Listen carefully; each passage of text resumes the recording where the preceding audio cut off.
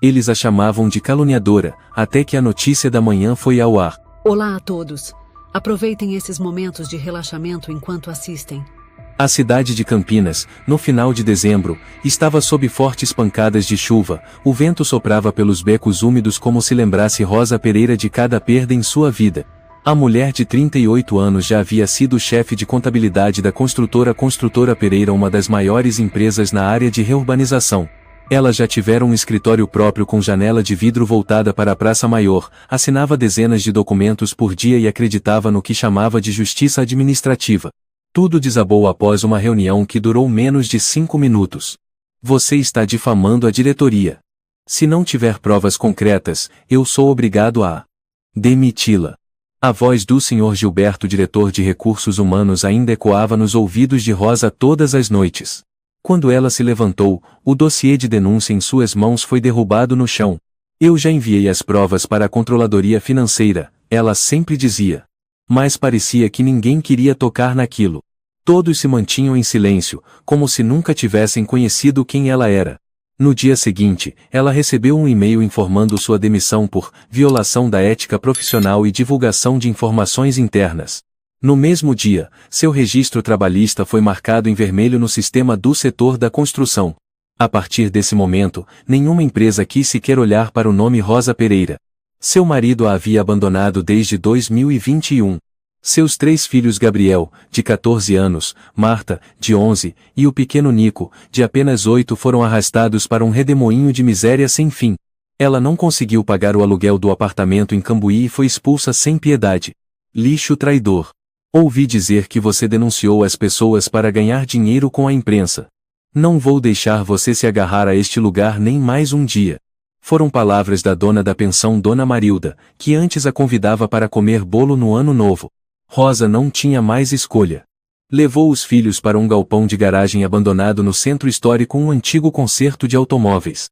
As paredes descascadas, o telhado de zinco furado, o chão de cimento rachado. Ela improvisou 2 tábuas como camas e juntou caixas de papelão para fazer colchões para as crianças. Sem luz, sem água quente, apenas o cheiro de óleo e a escuridão. Durante o dia, toda a família se dividia para catar papelão e garrafas para vender ao Sr. Beto, um velho dono de um depósito de recicláveis, corcunda como um ponto de interrogação. Ela prendia o cabelo, usava uma máscara rasgada e vestia um antigo casaco de lã que já fora de marca, mas agora era apenas um amontoado de fios gastos. Cada vez que as crianças olhavam escondidas para a vitrine de uma padaria, ela virava o rosto. Uma vez, foi pedir emprego na casa da senhora Helena, uma madame que morava no condomínio de luxo Jardim Florido. Rosa esperou mais de 20 minutos diante do portão de ferro, até que uma empregada veio atender, lá. A senhora mandou dizer: não contratamos pessoas com antecedentes de processos judiciais. Ela tem medo de problemas legais. Mas eu nunca fui condenada. Eu só preciso de um trabalho para sustentar meus filhos. Desculpe. Rosa ficou imóvel, depois virou as costas. O portão automático se fechou atrás dela como um ponto final. Naquela noite, Gabriel, o filho mais velho, voltou com o braço sangrando. Mãe. Eu escorreguei tentando pegar uma chapa de metal atrás do muro perto do cemitério. Eu já disse para não subir nesses lugares. Eu vi que tinham deixado umas coisas que ainda davam para usar. Rosa enfaixava o ferimento enquanto segurava as lágrimas. O corte era longo, não muito profundo, mas precisava de antisséptico. Ela pegou o filho no colo e correu quase 3 quilômetros até o posto de saúde público mais próximo. Não podemos atender Lu sem um cartão de saúde válido. Ele está ferido. Por favor. Desculpe. São as regras. Ela saiu com o filho nos braços e correu até o segundo posto. A resposta foi a mesma. O terceiro estava fechado. Ela se sentou nos degraus de pedra, segurando a cabeça de Gabriel no colo. Os olhos do menino estavam fechados de cansaço, mas o sangue ainda escorria pelo pulso. Uma mulher desconhecida passou, entregou-lhe uma gaze e não disse nada. No dia seguinte, Marta teve febre. A menina não conseguiu ir catar papel com a mãe e Nico. Rosa a levou até a farmácia. O antitérmico mais barato custa R$6. Tem cartão de saúde? Não. Então, por favor. Eu pago depois. Não é possível. Aqui é uma farmácia, não uma instituição de caridade. Rosa saiu em silêncio. Um vento gelado passou pela gola do casaco, fazendo sua pele arder. Ela viu uma tesoura enferrujada ao lado de uma lixeira. Num impulso, sem pensar, cortou seus próprios cabelos longos, colocou-os numa sacola e voltou para a farmácia. Você está louca? Por favor. Eu só preciso de um comprimido para a febre. O balconista ficou em silêncio por alguns segundos, pegou uma cartela e a jogou no balcão. Desta vez apenas. Mas não volte aqui. Rosa assentiu, sem coragem de agradecer. Numa noite de chuva contínua, a água pingava pelo telhado como o tic-tac de um relógio anunciando um colapso. Ela ficou encolhida num canto da garagem, olhando os 3 filhos encolhidos sob cobertores finos. Nico perguntou baixinho. Mamãe, amanhã a gente vai poder voltar para a escola? Ela não respondeu. Por dentro, só restava um abismo negro. Ela havia estudado, havia agido com integridade. Mas agora, as pessoas a chamavam de caluniadora, criadora de confusão, traidora ingrata. Numa tarde, encontrou Júlia, uma ex-colega de trabalho na rua. Júlia, por favor, você pode contar para alguém sobre o que aconteceu comigo? Eu só preciso de um testemunho. Rosa, você está se encurralando. Todos têm medo que você os arraste junto. Mas você sabe a verdade. Eu estou dizendo a verdade. Justamente porque eu sei, é que não ouso falar. Júlia foi embora, deixando Rosa com a voz rouca, como se alguém apertasse seu pescoço. Rosa achava que era forte. Mas agora, cada passo era uma sentença. Sua mente girava entre impotência e humilhação. Numa noite, ela não aguentou mais. Quando as crianças já dormiam profundamente, ela pegou uma corda de um gancho velho da garagem e fez um nó. Subiu numa lata de tinta, amarrou a corda na viga. Suas mãos tremiam. Ela fechou os olhos. Mamãe. A voz de Nico, dormindo. Mamãe, não tenha medo, eu sonhei que você desaparecia. Ela largou a corda. Sentou-se no chão e chorou como se nunca tivesse chorado antes. A manhã em Campinas ainda estava coberta por uma névoa branca, espessa como uma poeira que nunca saía da mente de Rosa. Ela calçou as luvas rasgadas, puxou um carrinho pequeno, remendado com a estrutura de um antigo carrinho de bebê, e entrou nos becos. As 3 crianças ainda dormiam na garagem. Gabriel não foi junto naquele dia porque o ferimento no braço ainda não tinha cicatrizado. Ela atravessou a Ponte Preta, em direção ao bairro de Mansões perto do Parque Portugal. Ali, as pessoas costumavam jogar fora coisas melhores do que tudo que ela já comprara quando era contadora. Ao dobrar na Avenida Norte-Sul, Rosa viu um caminhão parado em frente ao maior casarão de pedra branca da rua. O portão estava escancarado. No pátio, 3 homens de uniforme jogavam lixo no caminhão. Um deles praguejou. Mas quanta coisa, hein? Antônio deve estar reformando a casa inteira para o ano novo. Aquele nome fez Rosa parar. Antônio Tavares, ex-prefeito de Campinas. O homem que ela suspeitava ser o centro do desvio de verbas quando estava no cargo. E o mesmo homem que, ela acreditava, mandara abafar seu dossiê de denúncia anos atrás. Um dos trabalhadores arrastava um grande tapete vermelho pela calçada. O lado do tapete estava virado para baixo, mas a borda tinha bordados dourados brilhantes. Rosa diminuiu o passo. Ela não acreditava nos próprios olhos. O tapete estava intacto, limpo, mas havia sido jogado fora como um trapo. Esses caras não sabem dar valor, disse outro trabalhador. Isso deve ser importado da Europa. Melhor que tapete de hotel 5 estrelas. Guardar pra quê? O patrão mandou joga tudo fora. Limpa tudo de cima a baixo. Ao ouvir isso, Rosa abaixou a cabeça, empurrou o carrinho até perto do lixo. Fingiu catar algumas latas de alumínio, depois olhou para o tapete. Ninguém prestava atenção. Ela caminhou rápido, enrolou o tapete e amarrou com um cordão plástico que sempre carregava. No caminho de volta, o carrinho estava mais pesado que o normal. O tapete tinha quase 2 metros de comprimento, pesado pelo veludo grosso e anos de poeira. Ela parou para descansar sob uma árvore, passou a mão no tecido e revelou um detalhe que fez seu coração parar por alguns segundos. O brasão do Brasil, bordado com fios de ouro delicados. Mas que diabos é isso? Ela sussurrou. Ao chegar à garagem, chamou Gabriel para ajudá-la a estender o tapete no chão de cimento. Marta e Nico se sentaram ao lado, curiosos. Mamãe, é tapete de rei? Perguntou Marta, com os olhos arregalados. Não, mamãe não sabe. disse Rosa, com o coração cheio de desconfiança. Ela pegou um pano úmido e passou pelo centro do tapete. A camada de poeira se soltou, revelando desenhos elaborados, as cores ainda vibrantes. Mas algo a deixou paralisada. Uma mancha marrom escura no canto inferior e outro vestígio perto da borda direita. Não estava claro, mas parecia sangue seco. Rosa ficou imóvel. Um sentimento de inquietação inexplicável cresceu dentro dela. Depois de dar às crianças um pouco de pão seco, ela pegou o velho celular. A internet estava instável, mas depois de meia hora pesquisando, descobriu algo impressionante. Aquele tipo de tapete com bordados dourados e o brasão nacional só era usado em cerimônias oficiais de alto nível, como recepções diplomáticas ou sessões solenes do parlamento. Ela continuou procurando e encontrou uma foto de uma cerimônia em Brasília, em 2019, um tapete vermelho quase idêntico cobria os degraus do Congresso. Rosa franziu a testa. Por que alguém como Antônio teria um tapete assim? E por que o jogaria fora tão discretamente? Gabriel, sentado ao lado, sussurrou. Mamãe. E se ele estiver escondendo alguma coisa? Eu não sei. Mas mamãe vai descobrir. No dia seguinte, ela levou uma foto do tapete, tirada com o celular, para Everaldo Castro, um antigo estudante de contabilidade que agora estagiava na Universidade de Campinas. Eles sempre tiveram uma boa relação, apesar de ele ser quase 10 anos mais jovem. Rosa? Você está bem? Perguntou Everaldo, hesitante ao ver suas roupas gastas. Não. Mas preciso que você me ajude com isso. Ela mostrou a foto e contou a história. Everaldo observou atentamente e digitou algumas palavras no computador. Depois de 10 minutos pesquisando, disse. Rosa. Realmente esse tipo de tapete só é usado em eventos oficiais do governo.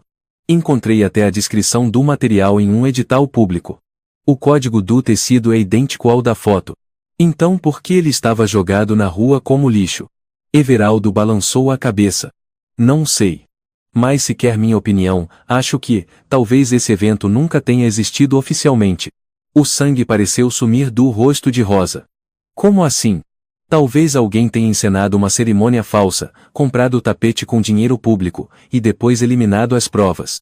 Rosa saiu da universidade com a cabeça girando. A ideia atingiu sua indignação sufocada como um raio. Se Antônio teve coragem de encenar uma cerimônia falsa, o desvio de verba da reconstrução era apenas a ponta do iceberg.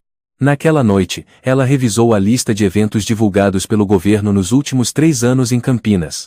Nenhum batia com a descrição do tapete. Porém, ao pesquisar uma matéria do dia 12 de abril do ano passado, encontrou uma imagem de uma cerimônia de recepção da comitiva de conselheiros da região Centro-Oeste sem vídeo. Apenas algumas fotos em que o chão aparecia parcialmente. Mas a borda dourada do tapete era idêntica. Rosa apertou a testa com os dedos, tentando se acalmar. Não sabia o que fazer em seguida. Mas um pressentimento dizia, ela acabara de tocar em uma parte de uma armadilha muito maior. Marta sussurrou. Mamãe, por que fica olhando tanto para esse tapete? Acho que alguém mentiu para toda esta cidade. Naquela noite, Rosa rolou na cama improvisada sem conseguir dormir. O vento assobiava pelos buracos no telhado da garagem, como um aviso sussurrante. Ela puxou o tapete para perto, dobrou-o com cuidado e o escondeu em um compartimento velho atrás de uma lata de lixo. Precisava manter-lo a qualquer custo. Na manhã seguinte, enquanto levava Nico para catar sucata, viu um carro estranho estacionado a 10 metros da garagem. Dentro, 3 homens de casacos pretos e óculos escuros. Um fumava, os olhos fixos nela. Uma voz sussurrou em sua mente. Eles já sabem. 2 dias haviam se passado desde que Rosa descobrira os sinais suspeitos no tapete com o brasão do Brasil. Ela vivia num estado de alerta constante, sempre com medo de alguém invadir a garagem e revistar tudo. Os homens de roupa escura que haviam estacionado perto dali não voltaram, mas ela sabia, ainda estavam observando. Numa manhã nublada, com chuva leve, Rosa estava dividindo o mingau ralo entre os filhos quando ouviu batidas na porta de ferro da garagem não fortes, mas firmes. Gabriel, esconda-se lá atrás. Mas, mãe. Silêncio. Leve seus irmãos. Ela caminhou até a porta, as mãos suadas. Quando abriu, 3 homens estavam ali. O do meio era alto, careca, vestindo uma jaqueta de couro cinza. Um dos outros usava óculos escuros, mesmo com o céu nublado. Você é Rosa Pereira? Eu não conheço vocês.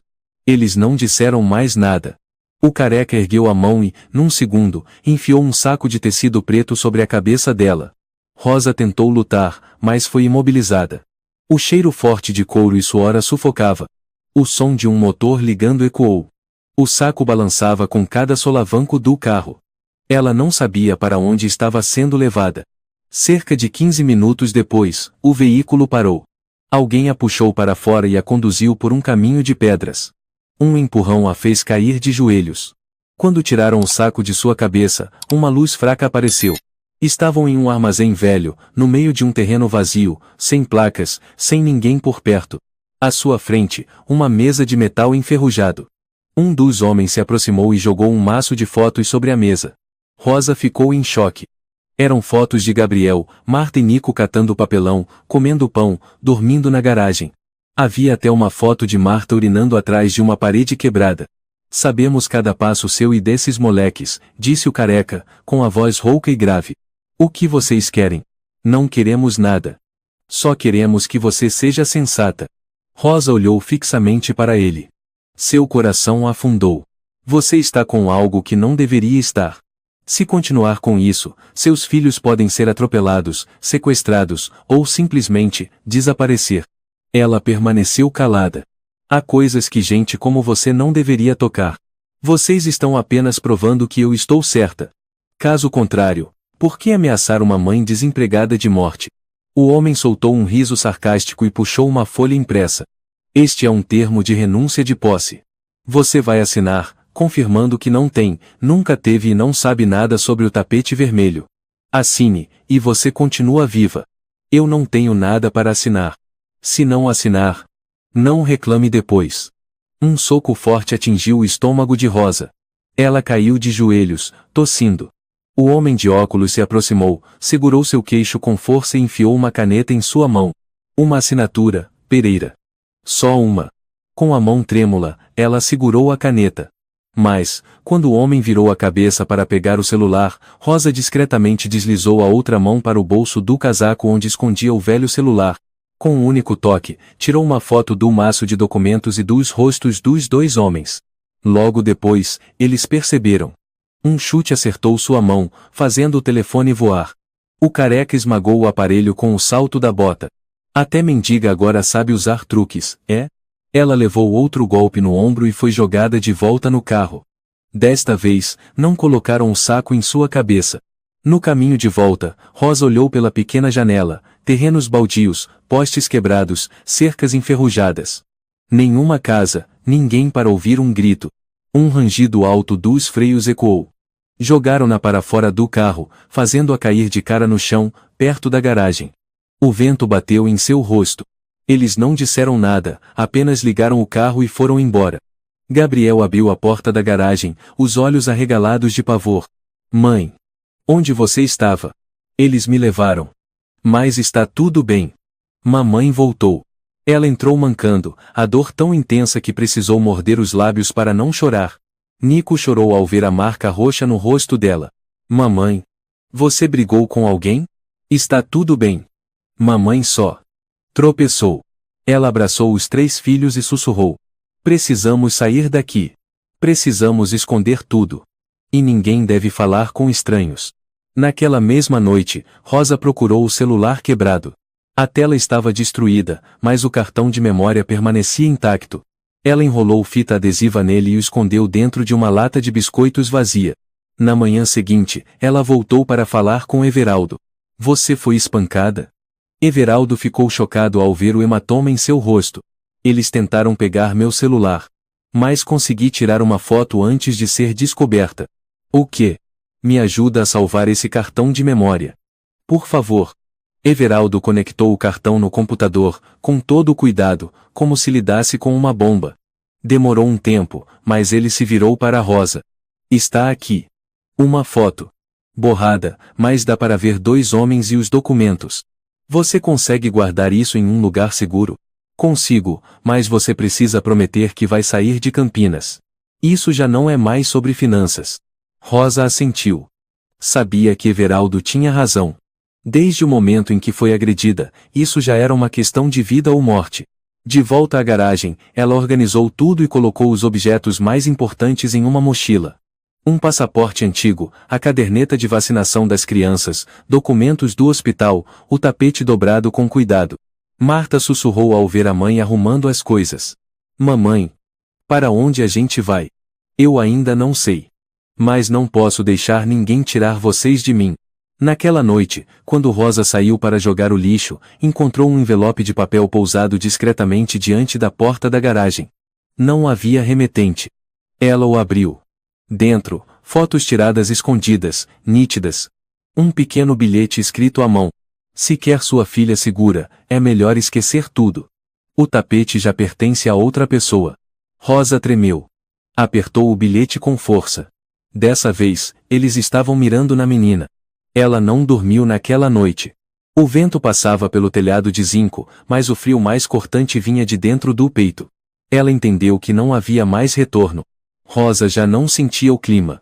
Frio ou calor, a única coisa que penetrava sua pele agora era o medo. Não por ela, mas pelos 3 filhos. Eles eram pequenos demais para entender o que era cerimônia falsa, ou desvio de verba pública. Mas eram inteligentes o bastante para perceber que o olhar da mãe estava ficando cada dia mais vazio. Logo após o sequestro e as ameaças, Rosa escondeu o tapete e o cartão de memória em lugares diferentes. Ela não confiava mais em ninguém. Everaldo guardava uma cópia das imagens, mas até com ele, Rosa evitava contato. Mais uma vez, ela entrava no jogo silencioso entre o verdadeiro e o falso, entre a vida e a morte. Ela começou a procurar fontes antigas, pessoas que haviam trabalhado em órgãos públicos de Campinas. Na agenda, encontrou um nome. Estevão Rubens, um jornalista veterano que fora demitido depois de publicar um artigo investigando gastos absurdos nas festas da cidade. Rosa lembrava de tê-lo visto em uma coletiva sobre um projeto na época. Ela ligou. Alô? A voz masculina, grave, com uma tosse rouca. O senhor é Estevão Rubens? Sou eu. Quem fala? Sou Rosa Pereira. Eu era chefe de contabilidade na Castellanos. Acho que tenho algo que o senhor vai querer ouvir. Houve silêncio por alguns segundos. Eu me lembro de você. Foi demitida por fazer acusações falsas, certo? Sim. Mas eu tenho provas. Um tapete. Uma cerimônia falsa. Ele marcou um encontro em um café pequeno chamado Nuvem Cinza Café, no bairro Antigo. Às 4 da tarde, Rosa entrou, de gorro e cachecol cobrindo o rosto. Estevão estava sentado em um canto, corpo magro, olhar cansado. Você trouxe o tapete? Não. Mas tenho fotos. E lembro do dia da cerimônia. 12 de abril do ano passado. Estevão ergueu as sobrancelhas e abriu um laptop velho. Procurou nos arquivos de notícias antigas. Naquele dia só houve um comunicado breve da prefeitura. Recepção à comitiva de conselheiros da região Centro-Oeste. Sem imprensa. Sem vídeo. E fotos? Apenas uma. Veja. A imagem apareceu. Um cenário de cerimônia num salão de conferências. 4 pessoas alinhadas, a bandeira do Brasil ao fundo. E, exatamente como Rosa lembrava. A borda do tapete vermelho era idêntica ao que ela encontrara. Foto em ângulo. Claramente evitaram mostrar o tapete inteiro. Comentou Estevão. Ninguém mais desconfiou? Não. Porque ninguém tinha provas. Rosa murmurou. Agora tem. Estevão a encarou por um momento longo. Antônio era o prefeito mais poderoso da região. Ele tem gente em todos os departamentos. O que você pretende fazer? Eu preciso tornar tudo público. Mas no momento certo. Antes disso, preciso confirmar, esse evento realmente aconteceu? Estevão assentiu. Vou te ajudar. Conheço alguém que imprimiu os convites dessa cerimônia. O nome dela é Maria Yamada, trabalha na gráfica Montoro. No dia seguinte, Rosa procurou Maria. Era uma mulher de quase 40 anos, fala mansa, semblante sempre apreensivo. Convites? Ah, lembro de um pedido muito estranho. Urgente. Mandaram imprimir 200 cópias, mas não enviaram para lugar nenhum. Não enviaram? Disseram que era só para distribuição interna, sem correio.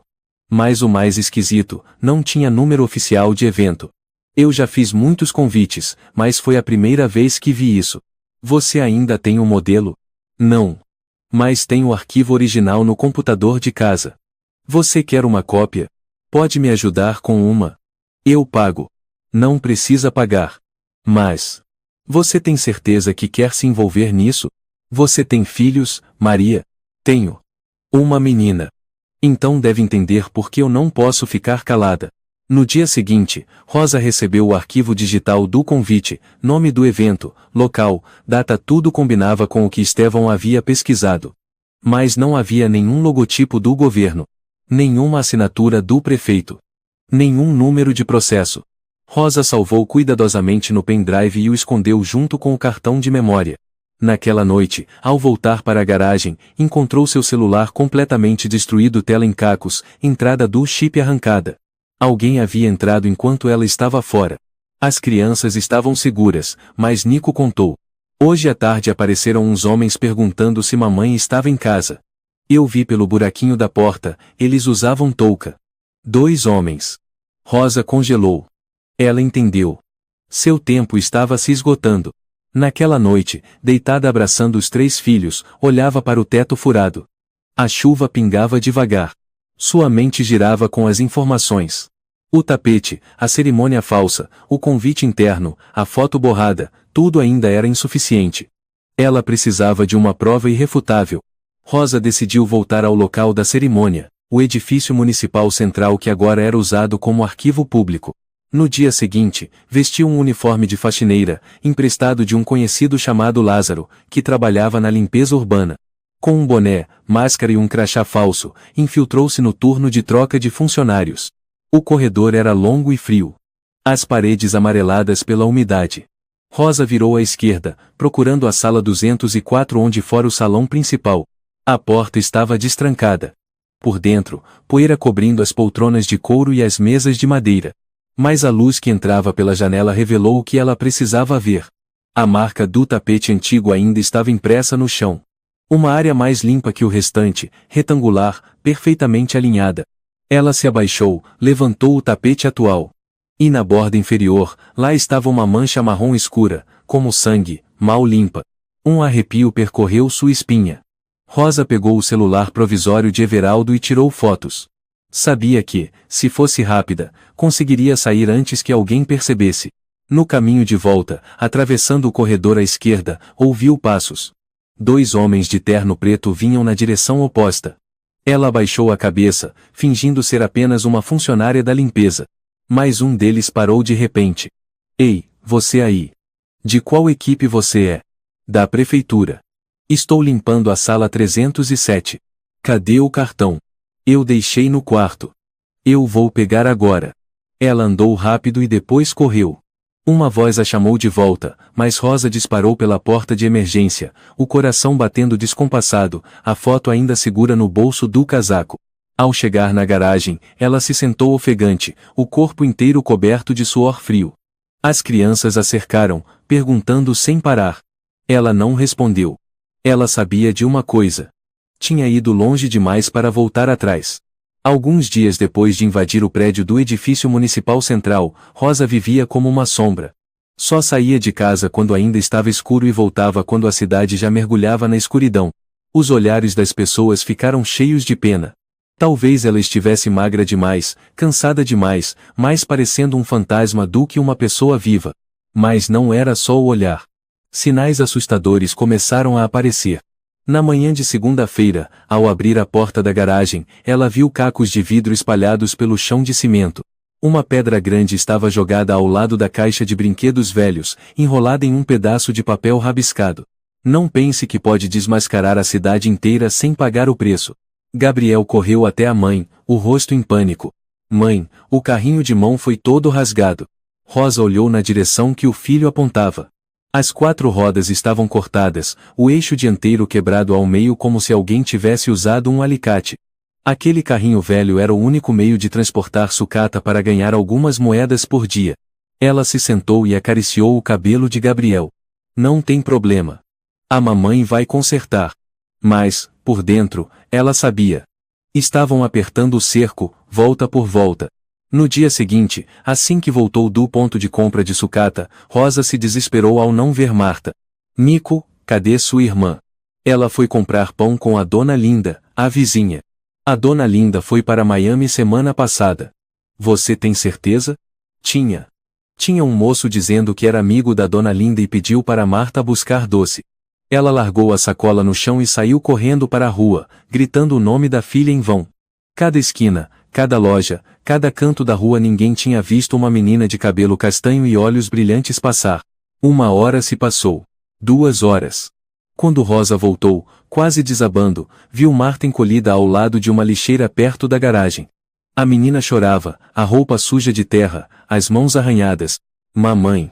Desculpa. Eu achei que ele era amigo da mamãe. Rosa abraçou a filha com força. Não conseguiu dizer nada. Ela entendeu. Aquilo era um aviso. Da próxima vez, Marta poderia não voltar. Naquela noite, ela enviou as crianças para a casa da Dona Paula, uma conhecida do extremo sul da cidade. Por favor, fique com eles por alguns dias. Eu vou recompensar. Dona Paula franziu o rosto. Rosa, eu ouvi falar. Disseram que você está sendo investigada. Você está metida com política? Não. Eu só preciso proteger meus filhos. Eu gosto muito das crianças, mas... Meu marido disse para não nos envolvermos com os seus problemas. Rosa ficou em silêncio. Não implorou. Sabia que não restava mais nada para implorar. As 3 crianças tiveram que voltar para a garagem. No dia seguinte, Rosa descobriu que alguém tentou arrombar o cadeado da garagem. Embora não tivesse sido quebrado, as marcas eram evidentes. Ela não dormiu naquela noite. Cada barulho na rua a fazia se levantar. De manhã cedo, foi à mercearia de sempre para pedir pão. A dona da loja, Alicia, olhou para ela como se olhasse para um doente contagioso. Desculpa, Rosa. Não posso mais vender fiado. Eu pago tudo hoje à tarde. Não é pelo dinheiro. Estão dizendo que você está bagunçando a cidade. Quem está dizendo isso? As pessoas. Disseram que você usa sua reputação de vítima para pedir doações ilegais. Eu nunca pedi um centavo para ninguém. Rosa. Eu não quero confusão. Não volte mais aqui. Ela saiu da loja como um ser invisível. Na cabeça, apenas uma frase martelava. Eu nunca pedi nada para ninguém. Mas quem acreditaria nisso? Naquela noite, o noticiário local começou com um boletim especial. Alerta de golpe. Uma mulher que foi demitida por violações éticas. Está espalhando informações falsas, incitando a população e usando imagens forjadas para caluniar o antigo governo. Doadores de caridade devem ter cuidado. Junto com a reportagem, apareceu uma foto antiga de Rosa, a foto do crachá da empresa, com o rosto inexpressivo. No canto da tela, uma faixa vermelha com os dizeres: Rosa Pereira, a caluniadora recorrente? Ela olhou sem piscar. Gabriel, sentado ao lado, sussurrou: Mamãe. É você? Não. Não sou eu assim. Então por que eles dizem isso? Porque eles têm medo que eu fale a verdade. Mas a multidão não escuta a verdade. No dia seguinte, um grupo apareceu em frente à garagem. Eram representantes do bairro, acompanhados por um repórter da TV local. Viemos verificar algumas informações relacionadas à sua petição. Parece que você está causando distúrbios à ordem pública. Rosa ficou parada na porta. O que vocês querem? Os moradores acreditam que você está usando as crianças para despertar pena e espalhando notícias falsas contra o governo. Eu moro aqui porque ninguém me dá outro lugar para ficar. E o que eu disse é a verdade. O repórter ligou a câmera.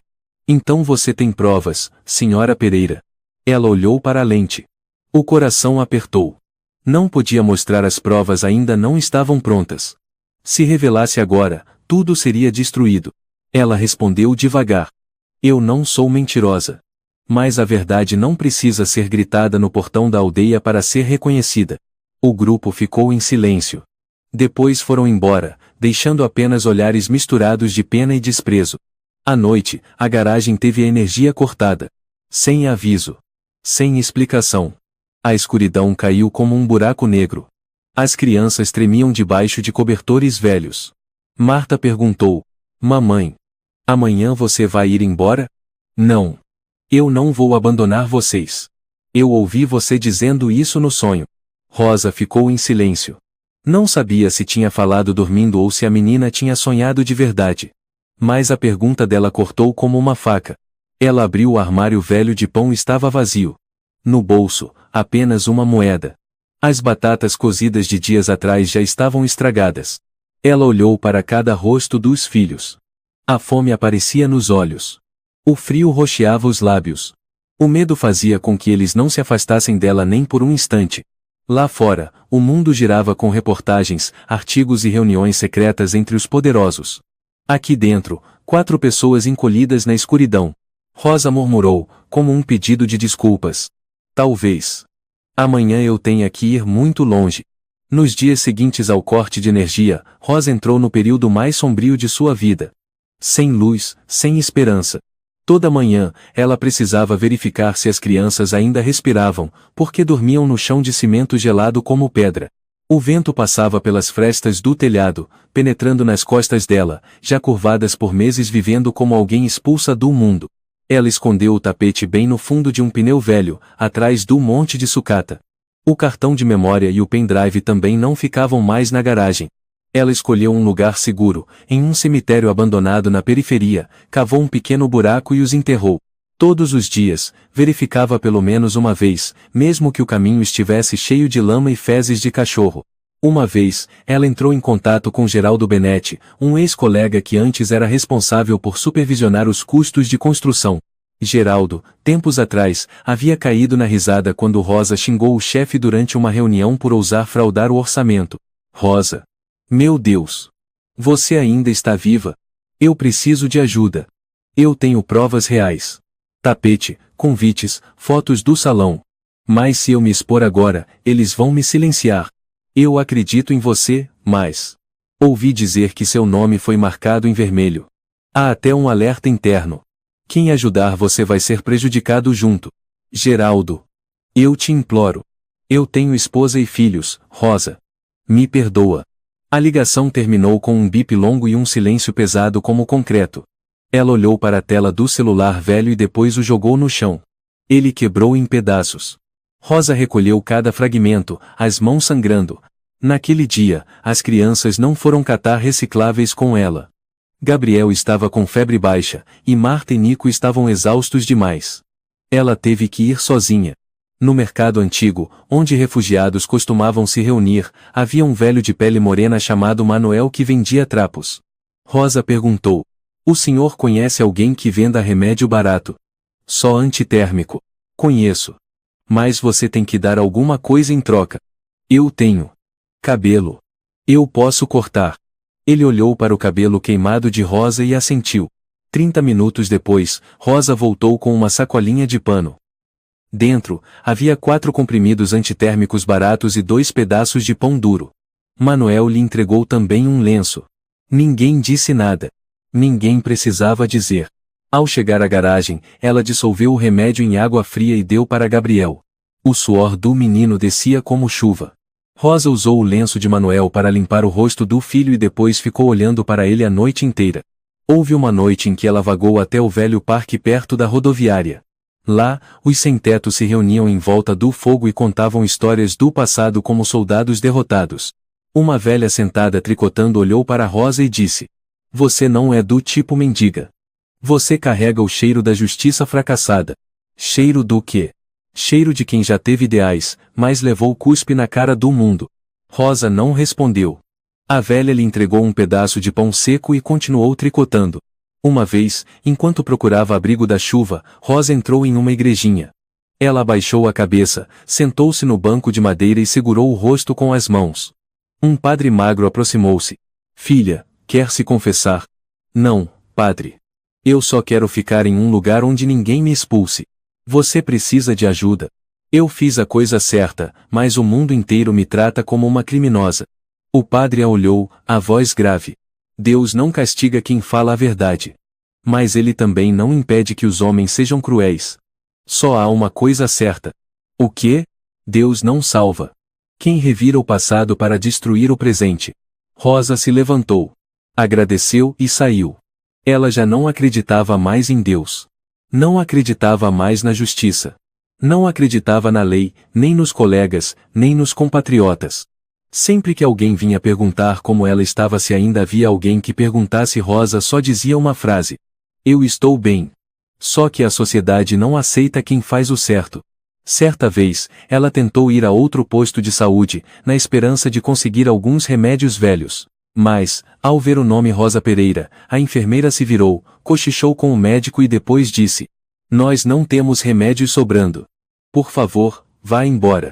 No dia seguinte, Marta ficou febril. Sem remédio, Rosa usou água fria para refrescar a testa da filha.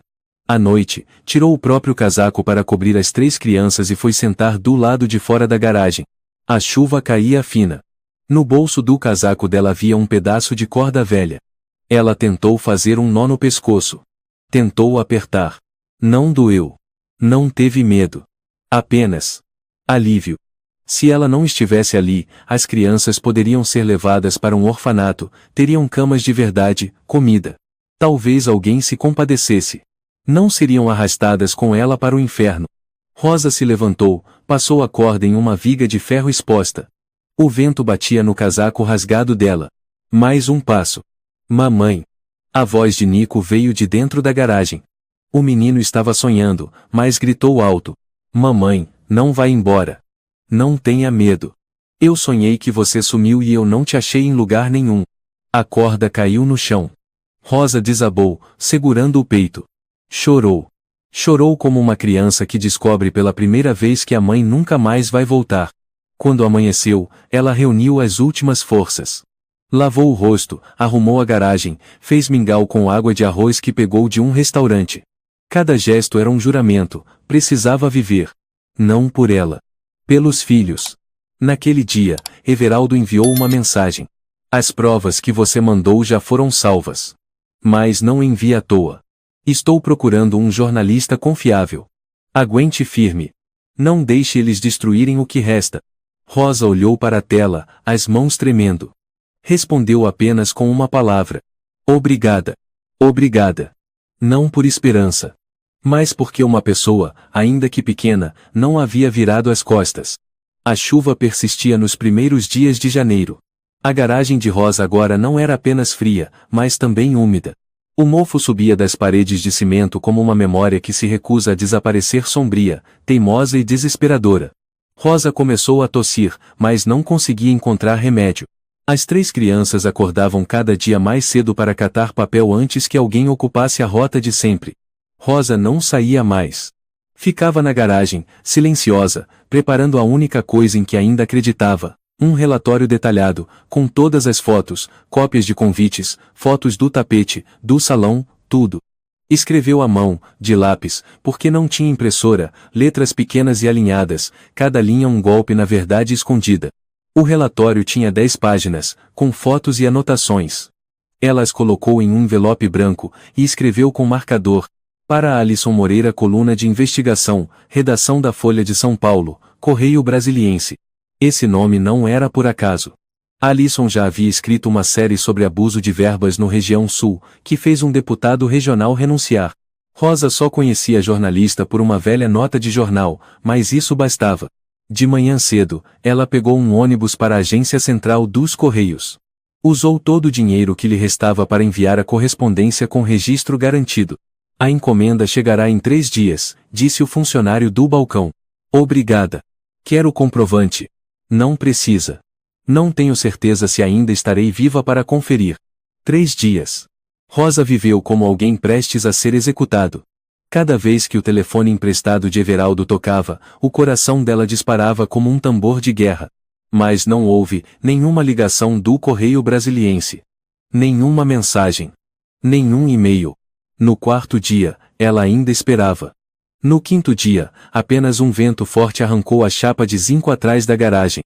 Na noite do 6º dia, quando Rosa já quase não tinha mais esperança, a TV da oficina de lavagem de carros do outro lado da rua anunciou, com a voz firme do apresentador: acabamos de receber a informação de que o ex-prefeito de Campinas, Sr. Antônio Tavares, está prestes a realizar uma coletiva de imprensa sobre acusações de calúnia organizada contra sua pessoa. Rosa desabou no chão da garagem. Eles já sabiam. Não era medo. Era decepção. Ninguém respondeu. Ninguém divulgou nada.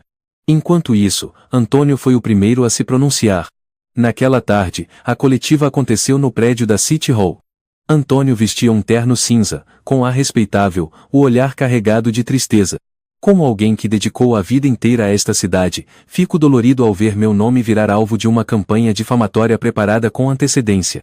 Alguns indivíduos insatisfeitos, demitidos por questões éticas, espalharam documentos falsos, fotos editadas e inventaram uma história que nunca existiu.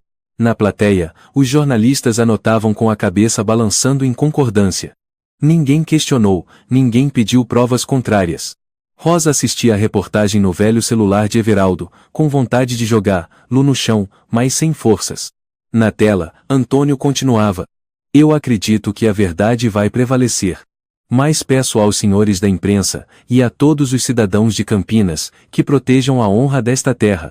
Não deixem que fracassados destruam os fundamentos da moralidade pública. Um leve aplauso ecoou. Até alguns. Parabéns! Naquela mesma noite, um grupo de moradores do bairro organizou uma coleta de assinaturas. Um abaixo-assinado foi levado a cada casa no bairro Vila Industrial, perto da garagem onde Rosa morava. Nós, moradores de Campinas, somos contra a permanência ilegal de um indivíduo sem identificação clara, que causa desordem e espalha informações falsas que prejudicam a honra da comunidade. Em apenas 24 horas, mais de 300 assinaturas foram recolhidas. Uma cópia foi colada na porta da garagem com a foto do rosto de Rosa impressa em preto e branco. Ela foi chamada de o fantasma da mentira. Gabriel perguntou baixinho. Mamãe. O que significa isso? Mamãe não tem certeza. Mas parece que acabei de ser apagada do mapa das pessoas honestas dessa cidade. No dia seguinte, a eletricidade foi cortada completamente. Não era um apagão rotativo. Cortaram o fio principal. Alguém havia invadido a área do medidor e arrancado todos os cabos. Ela foi denunciar na delegacia do bairro.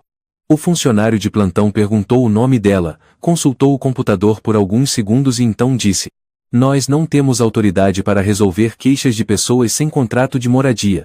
Mas estão destruindo meus bens. Você não tem direito de residência legal ali. Pela lei, deveria deixar o local. Ela soltou uma risada seca e saiu do prédio. Sair? Murmurou. Para onde mais eu iria? Naquela noite, Rosa acendeu uma vela no meio da garagem escura. As 3 crianças sentaram-se ao redor, cada uma segurando um copo de água fria no lugar de comida. O armário de pão estava vazio. O último cobertor fora dividido em 4 partes. Uma criança tossia. Outra dormia sentada. A terceira já nem perguntava nada. Rosa olhou para a chama pequena. Olhou para os 3 filhos. Olhou para as próprias mãos calejadas, com cicatrizes espalhadas dos dias catando ferro, fugindo e cavando buracos para esconder provas. Ela pensou no tempo em que se sentava em um escritório, usando camisa branca, segurando um tablet para ler relatórios orçamentários. Parecia outra vida. Meus filhos. Disse baixinho. Talvez amanhã mamãe tenha que ir muito longe. As 3 crianças levantaram o olhar. Nenhuma perguntou para onde. Nenhuma chorou. Elas entenderam. Na idade em que deveriam estar aprendendo a soletrar, já sabiam compreender frases que não precisavam de explicações. Eu posso ir com a mamãe? Perguntou Nico. Não. Mamãe vai voltar. Quando o sol nascer de novo dentro do nosso coração. O sol não nasce dentro do coração, mamãe. Então mamãe vai dar um jeito. O vento lá fora assobiava pelas chapas de zinco. A vela tremeluzia. Rosa puxou as 3 crianças para junto do peito, sussurrando uma prece sem começo nem fim. Na mente dela restava apenas uma fé frágil. Que aquele pacote de documentos chegaria às mãos certas e, mesmo que não a salvasse, desencadearia algo maior. Mesmo que ela perdesse tudo, a verdade precisava ter um lugar para existir. Na manhã do 8º dia desde que enviara a encomenda ao Correio Brasiliense, Rosa acordou com o toque do telefone. Era o aparelho provisório de Everaldo, onde ele colocara um chip novo e dissera, só para chamadas realmente importantes. Ela atendeu. Na tela aparecia um número desconhecido, código +34 do Correio Brasiliense. Alô? A voz dela estava rouca, depois de dormir no chão frio. Bom dia, senhora Rosa Pereira. Aqui é Alisson Moreira, da coluna de investigação do jornal Folha de São Paulo. Eu recebi seus documentos. Rosa ficou em silêncio, apertando o telefone com força. Desculpe ligar tão cedo, mas... A senhora pode confirmar para mim, tudo o que está no pacote é verdade? É verdade. Cada palavra. Eu passei a noite toda lendo e verificando parte das informações. Há detalhes muito difíceis de acreditar, mas que coincidem de forma estranha com arquivos que eu já pensava em investigar. Preciso de mais confirmações de testemunhas e, se possível, gostaria de entrevistá-la pessoalmente. Rosa olhou em volta da garagem. As 3 crianças ainda dormiam. As paredes estavam frias. O chão, vazio. Você pode vir para Campinas? Não. Mas posso enviar alguém. E, se necessário, eu vou. A senhora tem algum lugar seguro para ficar nos próximos dias? Não. Eu vou dar um jeito. Por favor, mantenha contato. A ligação terminou. Rosa ficou sentada, atônita. Não era medo. Era porque, pela primeira vez em muitos meses, ela ouvira a voz de alguém que acreditava no que ela dizia. 3 dias depois, um jovem apareceu perto da garagem. Ele usava um casaco marrom escuro, óculos e se apresentou. Sou Marcos Moreira, primo de Alisson. Fui enviado para gravar uma entrevista confidencial, em vídeo, verificar os documentos e garantir segurança temporária para a senhora e seus filhos. Como eu sei que você não é um homem do Antônio? Perguntou Rosa. Marcos mostrou o crachá de jornalista da Folha de São Paulo, com foto e QR Code de autenticação. A senhora não precisa confiar em mim.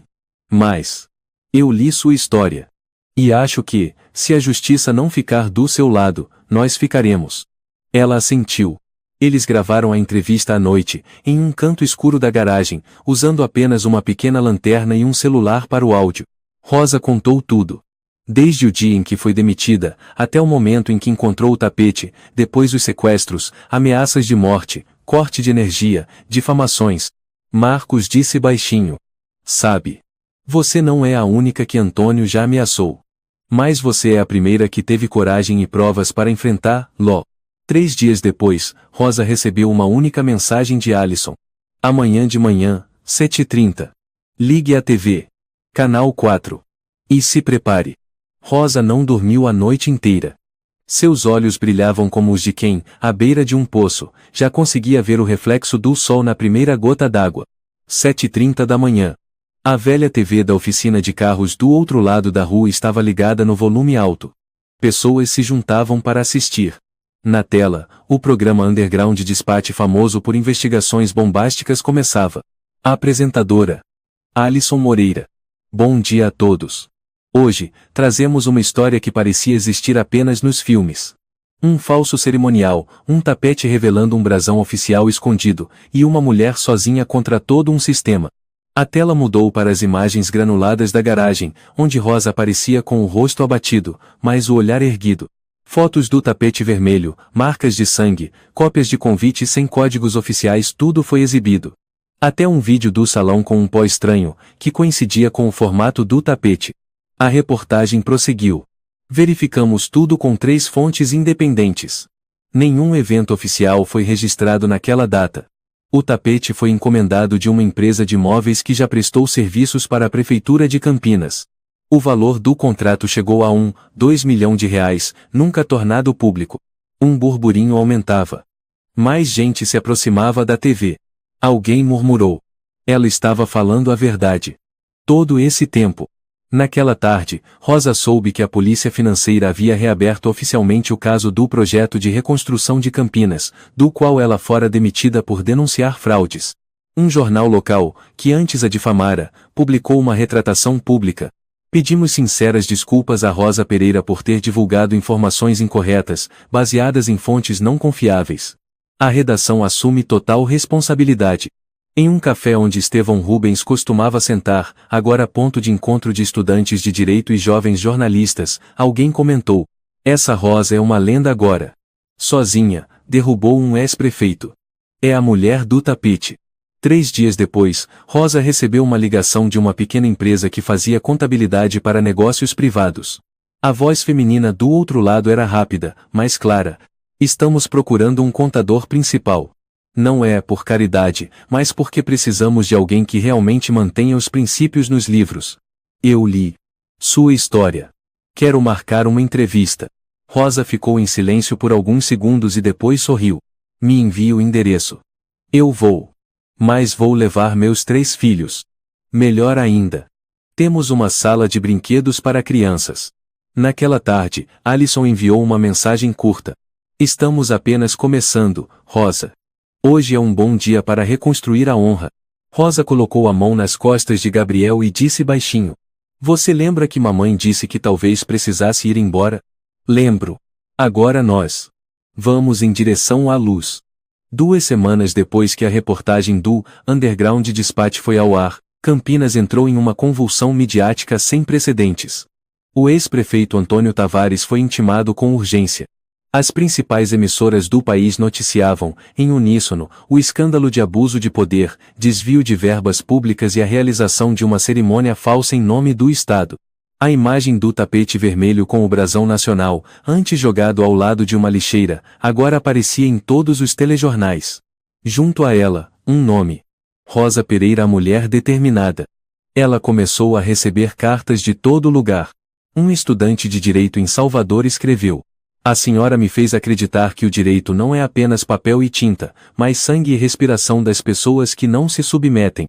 A Organização Internacional de Direitos Humanos Instituto Justiça para Todos enviou um documento oficial oferecendo apoio educacional de longo prazo para os 3 filhos dela.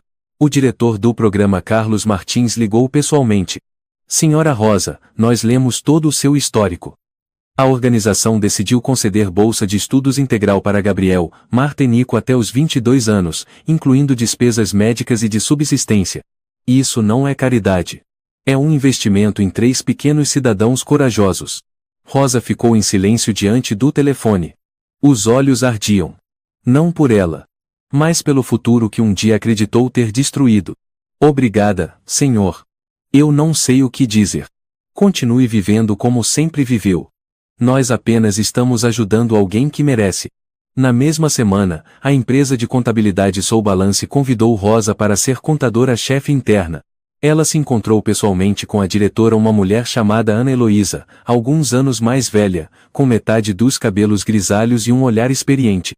Precisamos de alguém que não manipule livros contábeis por ordens verbais. Eu li todo o seu histórico na imprensa. Mas o que me fez querer contratar, lá não foi a questão política. Então foi o quê? Foi o fato de você ter cortado o cabelo para trocar por remédio para seus filhos, mas ainda assim ter dobrado o tapete com cuidado, porque sabia que a verdade estava ali. Rosa sorriu levemente.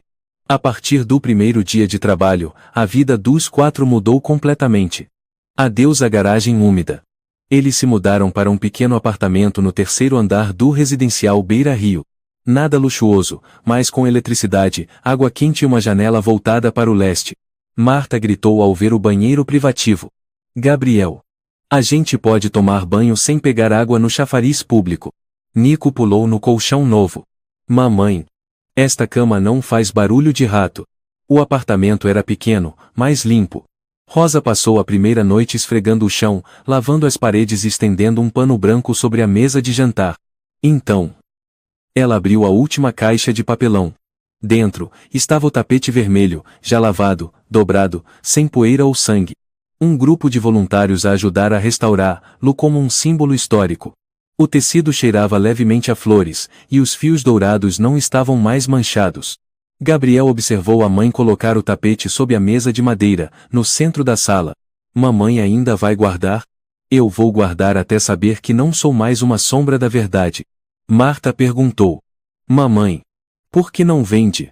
Deve ser caro. Rosa sentou-se ao lado da filha e acariciou seus cabelos. Há coisas que não têm preço. Porque são a prova de que mamãe não caiu. A vizinha do andar de cima, Teresa Marte, professora aposentada, entrou quando viu o tapete. Ela apoiava-se em uma bengala, apertou os olhos e disse. Bonito. Boa qualidade. Onde comprou? Rosa se levantou, sorrindo. Não comprei. É a honra que conquistei com a verdade. O tapete ficou ali, no meio da pequena sala, como um fio vermelho costurando de volta uma alma antes rasgada. Antônio Tavares não teve a mesma paz. Em junho, o Tribunal Criminal de Campinas abriu julgamento público contra Antônio Tavares, ex-diretor executivo da construtora Pereira. Do lado de fora, dezenas de cidadãos protestavam com cartazes. Justiça para Rosa Pereira. Dinheiro público não é tapete vermelho para ladrão. Dentro do tribunal, Rosa sentou-se no banco das testemunhas, de frente para o homem que havia destruído sua carreira e sua vida. Ela usava uma camisa branca simples e segurava uma cópia da carta de ameaça à prova incontestável. Quando o promotor apresentou o áudio, o salão ficou em silêncio absoluto. A voz de Antônio ecoou, agora como uma sentença contra si mesmo. Quer que seus filhos continuem vivos. Não seja heroína. Quando o advogado de defesa tentou alegar que o Sr. Antônio foi vítima de armação e não assinou diretamente nenhum documento, o juiz apenas perguntou: então quem autorizou o pagamento para a empresa da sobrinha? Quem aprovou o saque em dinheiro vivo 3 dias antes da cerimônia? Quem mandou limpar os arquivos do setor financeiro às 3 da manhã? Antônio abaixou a cabeça. Sentença final. 12 anos de prisão, proibição permanente de ocupar cargos públicos e confisco de todos os bens em seu nome, bem como das empresas intermediárias envolvidas. Mas a punição mais pesada não estava no papel. Era ver os cúmplices delatarem uns aos outros para reduzir a pena. Era ver a mídia revisando todos os feitos que Antônio costumava ostentar. Era ver sua sobrinha chorando na TV. Eu não sabia de nada. Ele disse que era apenas um projeto social.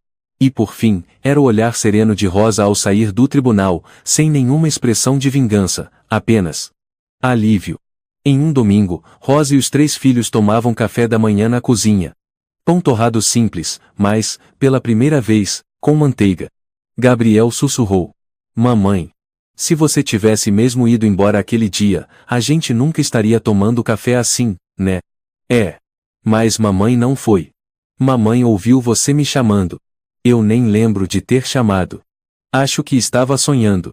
Sonhos também podem salvar pessoas, filho. Nico desenhava. No papel, a mãe dele aparecia em cima de um tapete vermelho, com a bandeira do Brasil ao fundo e o sol nascendo. Marta olhou para a mãe, segurando sua mão. Eu contei para a professora que mamãe é uma heroína. Rosa riu. Não. Mamãe só é uma mulher que não ficou calada.